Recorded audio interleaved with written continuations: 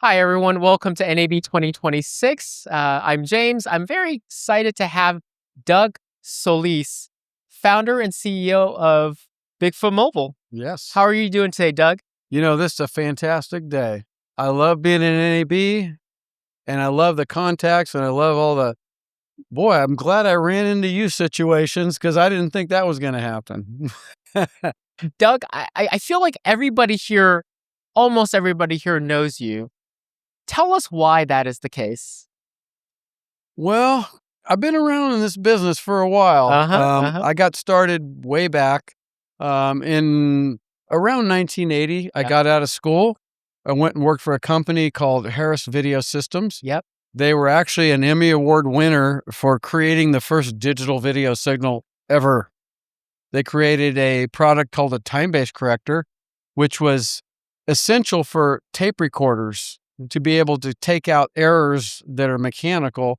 And that product actually was a Pandora's box of opening the ability to create more things with memory. As memory grew, the time-based corrector only had 8 lines of video originally. And then what happened is they started getting more capability with memory. The next thing they said, oh, we can store a frame of video. So they started creating frame stores.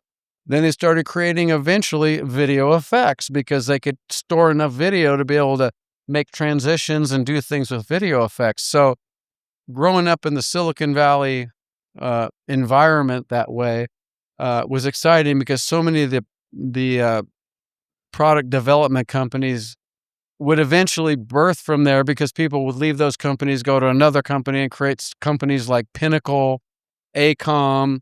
There was a number, Abacus. All these companies were created from guys that I worked with.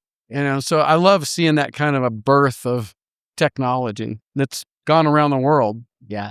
Bigfoot Mobile. So many companies here have worked with you, rely on the products and the solutions you've delivered for them.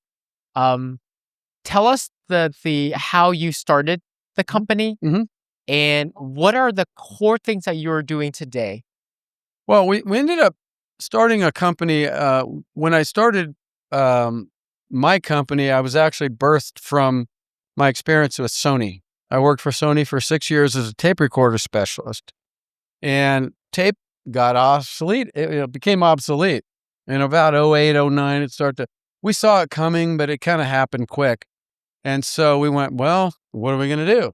So we realized with my experience maintaining systems at Pixar, as well as the Oakland Raiders football team and others, doing preventive maintenance on systems that they had with videotape decks was difficult because the carts they had were just not practical. So we developed it for us to be able to do that. And then eventually, as we started developing the product, get a sample out here, a sample out there. We did an NAB. We showed a few. And a lot of people in the education space, particularly colleges, went, oh my God, you finally have a unit that I can roll across a campus and go across aggregate and rough ground and all that kind of stuff.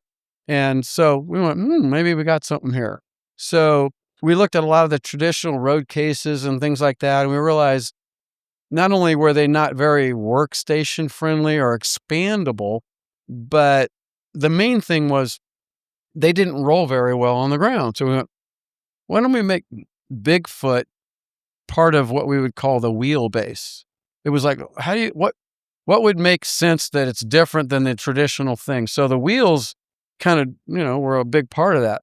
So as time went on, we'd put more and more product out, and we started to, get a few things out there in the audio video space. But really what changed was in 05, Red created the Red camera. And that unleashed a whole new paradigm shift in the film industry. And so really what got us going was the film industry created a new position because all the digital data, rather than having film, you had digital data that had to be raw footage deposited on set, which created the ability to do deliverables on set, create, on-set evaluation, and it's now transformed the industry. So all those DITs had big Mac Pro computers and drives and storage and multiple monitors. And so that kind of helped us. We were the only ones doing what we did then, and that helped us get going with the toolbox of options. And filmmakers are creative, right? They're like, oh, we love this, but can you do that? Well, can you do that? Sure. So that kind of helped us get started with what we're building today. And then as time went on, we started to work with other companies that just asked for more things. And so the toolbox of models now has grown basically with customers asking us, we like that, but can you configure it this way? What are your biggest market segments? Who are the customers that you are interfacing with most often today? Well, obviously the audio video space. Yes. We work with the space industry that's growing a lot. I can't say the names, but they're all the biggest space companies. And then we have a lot of business with education. And that's where we love working with Ikan the most, because education is transforming, and education, corporate, we have a lot of things in corporate as well. And so it's kind of all blending together. Yes. It's kind of like music. At what point you went, well, what kind of music is that? I don't know. It's a little jazz. It's a little rock. It's a little this. And so they'd put these names on it, but the musicians would go, hey, I don't know. You can't park me in that box. And I think that's kind of where we're getting to with what we're doing now with creating podcasts and the video systems that, generate content. Yeah, there's absolutely so much convergence that's happening. Yes. The AV and broadcast industries have, for many decades, run on parallel tracks. About 20 plus years ago, AV embraced all things IP and IP workflows. Very recently, broadcast has also embraced IP. And so the shared infrastructure now has allowed our two organizations, or our two separate disciplines, to converge. And layered on top of that is the post-pandemic world, where now many more people are comfortable being in front of a webcam. So now they're more comfortable in front of actual cameras. Yeah. The fact that, cord cutting continues to take, continue to progress in a direction where, watching and consuming advertising on a television segment is no longer a normal thing. More often than not, corporations are creating content like this, organic, genuine, authentic content. Yes. Right. That is a shift in preferences that I don't think is going to reverse backwards. Right. I think podcasts are here to stay. In-house production for many corporations is going to be a normal way that they conduct marketing going forward. And for all those reasons, I'm very excited about our partnership, right? We're working together to bring to market a product called the Studio Rover, hoping to bring it live in just a few weeks. And the goal here is to have an all-in-one mobile broadcast / mobile podcast solution that can help companies who are just getting into the space have a one single unit, all enclosed solution that will allow them to create content in a very short amount of time and add value to their customers. Doug, I love your contribution to that solution with this amazing, base structure. You talked about the wheels. That's kind of the foundation of your organization, as well as all the components that you've built into our Studio Rover. Walk us through kind of how, when you first heard about this opportunity, what came to your mind? Because as I've gotten to know you, Doug, your propensity for creativity is just boundless. And just hearing all the things that you do and all the little ways that you add value to your products, the cable management system that we talked about the other day is just an example of that. But walk us through what went into your head as you were presented with this concept initially. Well, really, we like the input from the clients more than anything. Our goal is to never make anything like an engineer. It's like, no, we need to engineer solutions based on the needs of the client and what they tell us. And it just makes common sense to me.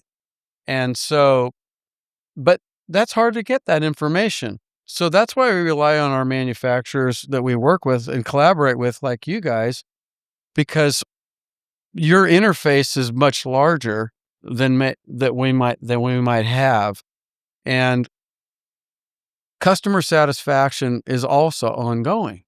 So what we like to do is get the unit out and then say, is it good? You love it? Is there anything we can help you with? First question is, what can we do to make it better? How can we help you? And then obviously we want to, and us as a manufacturer, our goal really is to bring the price point to the point where a client is not paying for the waste in manufacturing. So all of our goal is to have the price point. It doesn't have to be cheap, or it doesn't have to be the least price, but it's the best value. Yes. And that's what we're after, is value drives everything. And I think we're accomplishing that. And that takes a collaboration. One of my mentors, who's very, very, very successful, he says that the new currency is collaboration. That's a wise word. Yes. That's a wise phrase. And I totally agree, because we can't do it all. And, I've seen some people have fear from that because of protecting things or feeling like they can't trust others. And I know one thing, our relationship, we couldn't be more excited about expanding our relationship because of who we are as collaborators. Apart from all the product, apart from the hardware, it's about people working together as teams. And there's always improvement, and we've been talking about that as we do this process. But at the end of the day, we just want to produce something that, is innovative. As Seth Godin says, it's the purple cow. It's what stands out, right, from all the other products out there, because, competition is something that is only there if you're kind of commoditizing things. But as one client says, like Elon Musk, I don't patent things. Nobody will, because it's like, just keep innovating. Once you're out in the lead, keep innovating. And you don't have to worry about all that, because that's another waste of money, right? And it's so easy to get around things like that. So people get protective about that, and then they lose that advantage of bringing collaboration together. And that's where the solutions, I think, become, optimized, because you have different expertises. Well said, Doug. Is there anything else that you would like to impart to our audience who are listening in and learning about Bigfoot Mobile, or those who are familiar with you and your company? Yeah. Well, if you can dream it up and you think it's something you need and you can't find it, give us a call, because that's the fun of it all. That's where we have fun. Our biggest satisfaction is, the excitement somebody has when they get off a collaboration Zoom or what have you, and they're like, we're all in, let's do this. And then we can go from there. Yeah. And I can totally attest to that. Having worked with you on our Studio Rover project, you've helped us solve problems, and as well as think about solutions that we weren't even thinking about, just because you take it on upon yourself. And you see the alignment of our success and your success as equal success. Yes. And so everything you said, Doug, as somebody who has seen it firsthand, 100% agree, 100% affirm. Awesome. Yeah. Well, thank you so much for your time, Doug. Really appreciate. Always great seeing you. My pleasure. And have a great rest of the show. Have a safe trip home. You bet.